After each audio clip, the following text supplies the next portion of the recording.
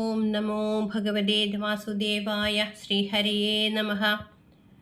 എല്ലാവർക്കും എൻ്റെ നമസ്കാരം. നമ്മൾ 8ാമത്തെ ദശകമാണ് പഠിച്ചുകൊണ്ടിരിക്കുന്നത്. 10 ശ്ലോകം എടുത്തു കഴിഞ്ഞു.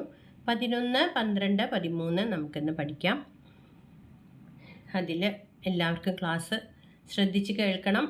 ക്ലാസ് ഇഷ്ടപ്പെടുകയാണെങ്കിൽ ലൈക്ക് ചെയ്യണം, ഷെയർ ചെയ്യണം, സബ്സ്ക്രൈബ് ചെയ്ത് ബെൽ ബട്ടൺ പ്രസ് ചെയ്തിട്ട് ഓൾ എന്നുള്ള ഓപ്ഷൻ കൊടുക്കണം. പുതിയ ക്ലാസ്സിൻ്റെ നോട്ടിഫിക്കേഷൻ നിങ്ങൾക്ക് ലഭിക്കാൻ വേണ്ടിയിട്ട്. ഹരേ കൃഷ്ണ. നമുക്ക് 11ാമത്തെ ശ്ലോകം ചൊല്ലി നോക്കാൻ. ശ്ലോകം 11, ദശകം 8.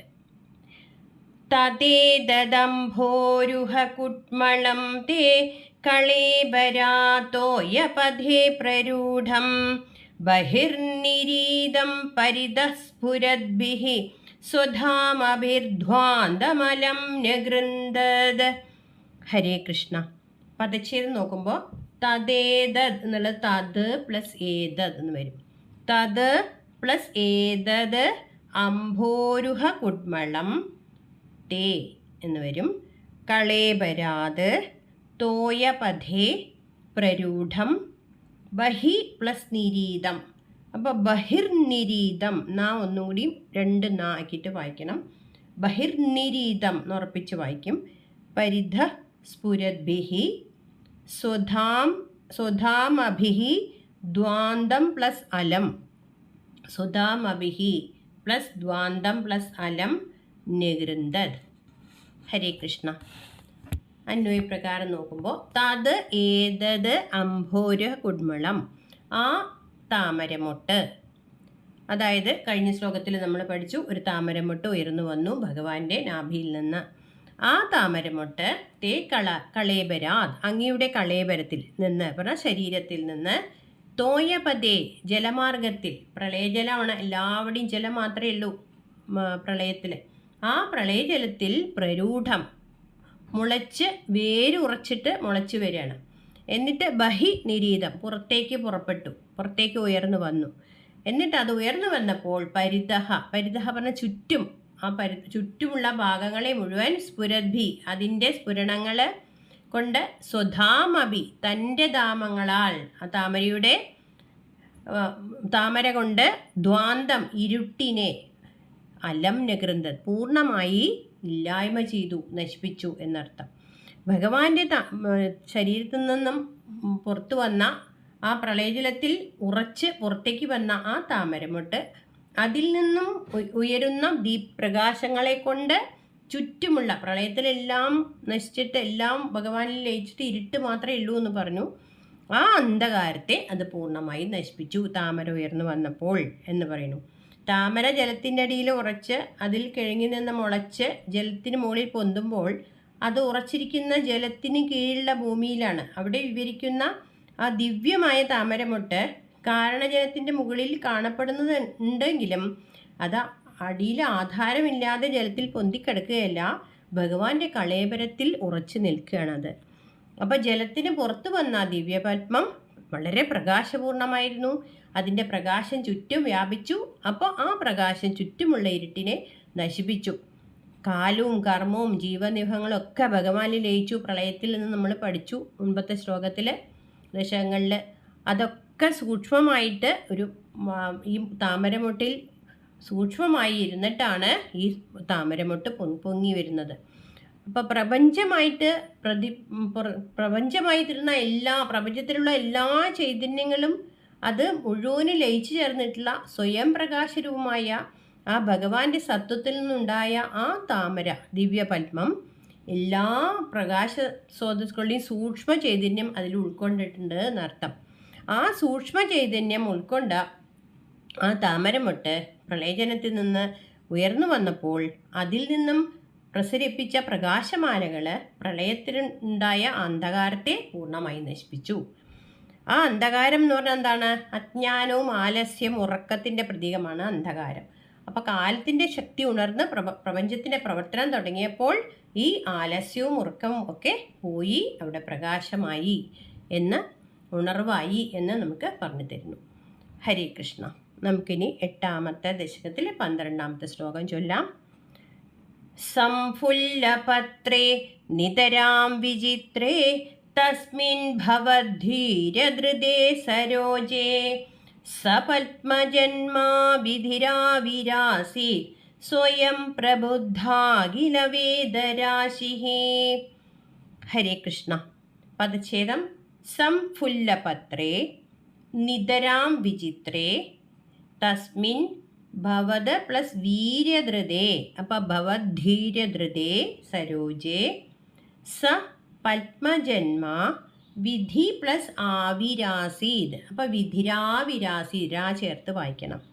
സ്വയം പ്രബുദ്ധാഖില വേദരാശിഃ ഒന്നിച്ച് വരണം.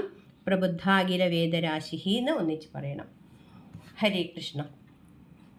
ഭവദ്ധീരധൃതേ, അതായത് അങ്ങയുടെ വീര്യത്താൽ ധരിക്കപ്പെട്ടത് എന്നർത്ഥം. ഭഗവാന്റെ വീര്യത്തിൽ നിന്നാണ് ഈ താമര ഉണ്ടായിരിക്കുന്നത്. അങ്ങനെ ധരിക്കപ്പെട്ടതും സംഫുല്ലപത്രേ എന്ന് പറഞ്ഞാൽ വിടർന്ന ഇതളുകളുള്ളതുമായ നിതരാം വിചിത്രേ അത്യന്തം വിചിത്രമായ തസ്മിൻ സരോജേ ഈ താമരയിൽ നിന്ന് സ്വയം പ്രബുദ്ധാഖില വേദരാശിഃ സ്വയം ഉണർന്ന വേദസമൂഹങ്ങളോട്. എന്താ വേദസമൂഹങ്ങൾ പറഞ്ഞാൽ അറിവ്. വേദം എന്ന് പറഞ്ഞാൽ അറിവാണ്. അപ്പോൾ അറിവുണ്ടെങ്കിലല്ലേ, ആ അറിവ് വന്നാലേ പ്രപഞ്ചം സൃഷ്ടിക്കാൻ പറ്റുള്ളൂ. അപ്പോൾ താമര വിടർന്നു വരുമ്പോൾ അതിൽ കൂടെ എന്തുണ്ട്? ഈ വേദങ്ങളുടെ അറിവും കൂടി ഉണ്ടായിട്ടാണ് സവിധി ആ ബ്രഹ്മാവ് പത്മജന്മാവായിട്ട് ആവിർഭവിച്ചു. ഇവിടെ പത്മകൽപ്പം തുടങ്ങുകയാണ്. കഴിഞ്ഞതിൽ നമ്മൾ ബ്രഹ്മത്തിൽ നിന്നുണ്ടായതുകൊണ്ട് ബ്രഹ്മകൽപ്പം, ഇവിടെ പത്മത്തിൽ നിന്നുണ്ടായത് പത്മകൽപ്പം. അതാണ് ആ ബ്രഹ്മാവ് വേദങ്ങളോട് കൂടിയിട്ട് പത്മജന്മാവായിട്ട് ആവിർഭവിച്ചു എന്നർത്ഥം. എല്ലാ പദാർത്ഥങ്ങളും ഭഗവാനിൽ പോയി ഭഗവാന്റെ ഉദരത്തിൽ ചേർന്നിരിക്കുകയാണ് പ്രളയത്തിൽ. ഭഗവാന്റെ നാഭീരന്ധ്രത്തിൽ നിന്ന് ഉയർന്ന ഒരു മൊട്ടായിട്ട് ആ ദിവ്യപൽപ്പം വന്നു എന്ന് കഴിഞ്ഞ ശ്ലോകത്തിൽ പഠിച്ചു. ആ ഭഗവാന്റെ നാഭിയിൽ നിന്നുണ്ടായ പത്മത്തെ ധരിക്കുന്നത് ഭഗവാൻ തന്നെയാണ് അത് ധരിക്കുന്നത്. ഭഗവാന്റെ സൃഷ്ടിയുടെ അഭിവാഞ്ച കൊണ്ടാണ് പ്രളയത്തിന് മുമ്പുണ്ടായിരുന്ന എല്ലാ വസ്തുക്കളും, ജീവികളും, ശക്തികളും സൂക്ഷ്മരൂപത്തിൽ ആ പത്മത്തിൽ ചേർന്നിട്ട് അതിൽ നിന്നുണ്ടായതാണ് ഈ താമര. ഭഗവാന്റെ ശംഖുചക്രങ്ങൾ, കിരീടം, ഊർധ്വതിലകം ഇതൊക്കെ നമ്മൾ പഠിച്ചിട്ടുണ്ട്. മകരകുണ്ടലങ്ങൾ ഇതേപോലെ ഒരു ഭാഗം തന്നെയാണ് ഭഗവാന്റെ താമര. ഭഗവാൻ കയ്യിൽ എപ്പോഴും ഉള്ളതാണ് ആ താമര ഇപ്പോൾ ഉണ്ടായത് പുതിയതായിട്ട് ഉണ്ടായി വന്നതല്ല എന്നർത്ഥം. ഭഗവാന്റെ കയ്യിൽ താമര എപ്പോഴുമുണ്ട്. ഈ അവസ്ഥയിൽ ഒരു താമര മാത്രമേ ഉണ്ടാവുള്ളൂ. അതിൻ്റെ പ്രകാശം സൂര്യചന്ദ്രനാദികൾ ഒന്നുമില്ലാത്ത പ്രളയത്തിൻ്റെ അന്ധകാരം മാത്രമുള്ള ആ ഇരുട്ടിനെ ഈ ദിവ്യമായ അത്ഭുതകരമായ ഈ താമര വിടർന്നു വരുമ്പോൾ അതിൻ്റെ പ്രപഞ്ചത്തിലെ ഇരുട്ട് മുഴുവൻ പോകുന്നു. ആ താമരയുടെ ഇതളുകൾ വിടരുമ്പോൾ അതിനുള്ളിൽ പ്രപഞ്ച സൃഷ്ടാവായ ആ ബ്രഹ്മാവ് ധാതാവ് ആവിർഭവിക്കുന്നു എന്നർത്ഥം.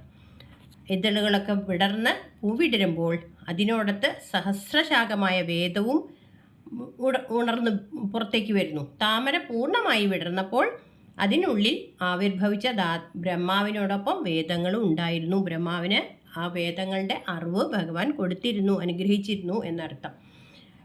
ഈ ബ്രഹ്മാവ് എന്ന് പറഞ്ഞാൽ ഭഗവാന്റെ സൃഷ്ടി തന്നെയാണ്. ഭഗവാനിൽ നിന്നാണ് ബ്രഹ്മാവ് ഉണ്ടാകുന്നത്. കാലം കൊണ്ട് മറയുകയും ആവിർഭവിക്കുകയും ചെയ്യുന്നു ഈ ബ്രഹ്മാവ്. അത് നമ്മൾ മുൻപത്തെ ശ്ലോകങ്ങളിൽ പഠിച്ചിട്ടുണ്ട്. കണ്ണിൽ നിന്ന് ഒന്നാമത്തെ ജന്മം ഉണ്ടായി, കാതിൽ നിന്നുണ്ടായി, നാസികയിൽ നിന്നുണ്ടായി, പിന്നെ നാലാമത്തെ ജന്മം, അഞ്ചാമത്തെ ജന്മം അണ്ടത്തിൽ നിന്ന് പറഞ്ഞാൽ വിരാട് പുരുഷൻ്റെ കഥ നമ്മൾ പഠിച്ചു. അത് വിരാട് പുരുഷൻ അണ്ടത്തിൽ നിന്നുണ്ടായി. ശിരസായ സത്യലോകത്തെ പറ്റിയൊക്കെ നമ്മൾ പഠിച്ചു. ഇവിടെ ദാതാവായതും എല്ലാം ഭഗവാൻ തന്നെയാണ്.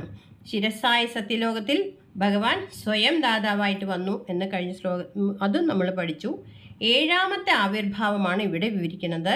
ഭഗവാന്റെ നാഭിയിൽ നിന്നുണ്ടായ പത്മത്തിൽ നിന്ന് ആവിർഭവിച്ചതുകൊണ്ട് ഭഗവാനെ, ആ ബ്രഹ്മാവിനെ പത്മജന്മാവായിട്ട് ഇവിടെ അവതരിപ്പിക്കുന്നു എന്നർത്ഥം. ഇനി 13ാമത്തെ ശ്ലോകം നമുക്ക് ചൊല്ലി നോക്കാം. ഏറ്റവും പ്രധാനപ്പെട്ട ശ്ലോകമാണ്. നമ്മൾക്കിത് ആവർത്തിച്ച് ചൊല്ലാം. പല അസുഖങ്ങളും രോഗങ്ങളും മാറ്റാൻ കഴിവുള്ളതാണ് ഇതിൻ്റെ ആവർത്തിച്ചുള്ള ചൊല്ലൽ.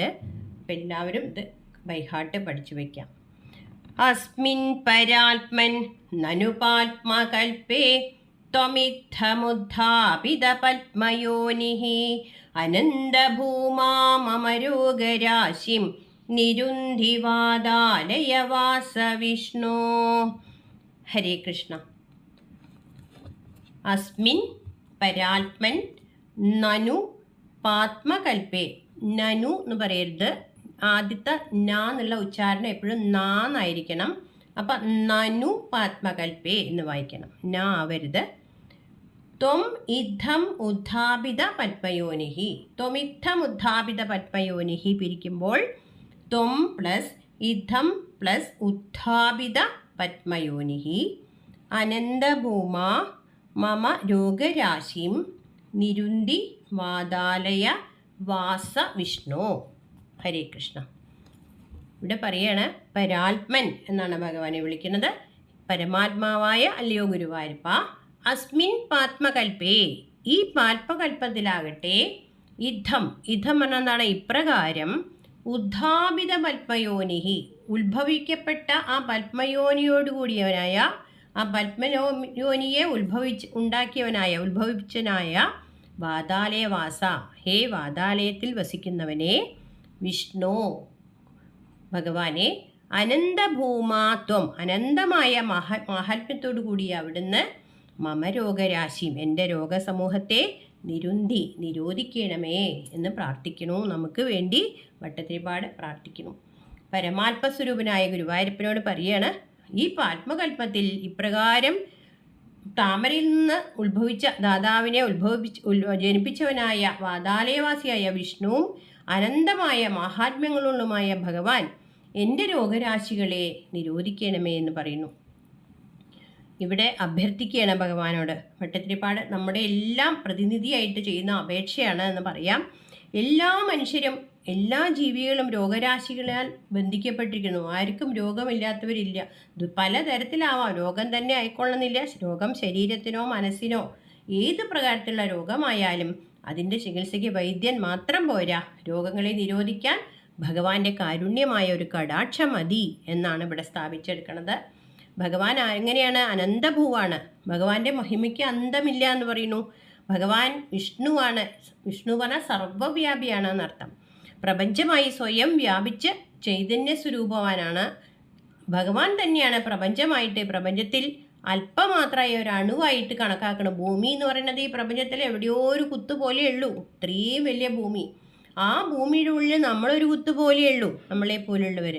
അങ്ങനെ ഈ ദേശത്ത് ജീവിക്കുന്ന, ഈ ഭൂമിയിൽ ജീവിക്കുന്ന നമ്മളാകുന്ന ഒരു വ്യക്തിയുടെ രോഗം അത് എന്ത് തന്നെയായാലും അതിനെ തടയാൻ ഭഗവാൻ ഒരു വിഷമവും ഇല്ല എന്നർത്ഥം. അതിന് എന്ത് വേണം? ഭഗവാന്റെ കാരുണ്യം മാത്രം മതി. അപ്പം ഭഗവാൻ വാതാലയവാസനാണ്. വാതാലയം എന്ന് പറഞ്ഞാൽ ഗുരുവായൂരാണ്. ഇവിടെ അതിനുപരി മനുഷ്യ ശരീരവും ഒരു വാതാലയമാണ്. പഞ്ചപ്രാണങ്ങളുടെ ആലയമാണ് നമ്മുടെ ശരീരം. അതിലാരാ വസിക്കുന്നത്? അതിൽ വസിക്കുന്നത് ഭഗവാൻ തന്നെയാണ്. അപ്പം അതിൻ്റെ ഉള്ളിൽ രോഗരാശികൾ കടന്നു കയറാതെ നിരോധിക്കാനുള്ള ബാധ്യത ഭഗവാനുണ്ട് എന്ന പോലെയാണ് ഇവിടെ ഭഗവാനോട് വാദിക്കണത്. അപ്പോൾ പത്മയോനിയായ ഭഗവാൻ തൻ്റെ നാഭീകൽപ്പത്തിൽ നിന്ന് ഉയർന്നു വന്നിട്ട്, ആ ബ്രഹ്മാവിൻ്റെ സൃഷ്ടിയാണ് ഈ പ്രപഞ്ചം എന്നിരിക്കെ ഭഗവാന്റെ പ്രസാദം ഉണ്ടായാൽ സാധിക്കാത്തതായിട്ട് ഒന്നുമില്ല. നമ്മുടെ ഈ രോഗം മാറ്റിത്തരുന്നതിന് ഭഗവാൻ ഒരു പ്രയാസവും ഇല്ല. പ്രപഞ്ചം മുഴുവൻ സൃഷ്ടിക്കുന്ന ആൾക്ക് ഇതൊരു ബുദ്ധിമുട്ടേ അല്ല. ഭഗവാൻ എളുപ്പത്തിൽ സാധിക്കുന്നതാണ്. ഭഗവാന്റെ കാരുണ്യം അതിനുണ്ടാവണമെന്ന് പ്രാർത്ഥിച്ചുകൊണ്ട് 8ാമത്തെ ദശകം അവസാനിപ്പിക്കുന്നു. എല്ലാവർക്കും ഭഗവാന്റെ അനുഗ്രഹം ഉണ്ടാവട്ടെ. ക്ലാസ് നന്നായി മനസ്സിലാവട്ടെ. ഹരേ കൃഷ്ണ. സർവത്ര ഗോവിന്ദനാമ സങ്കീർത്തനം.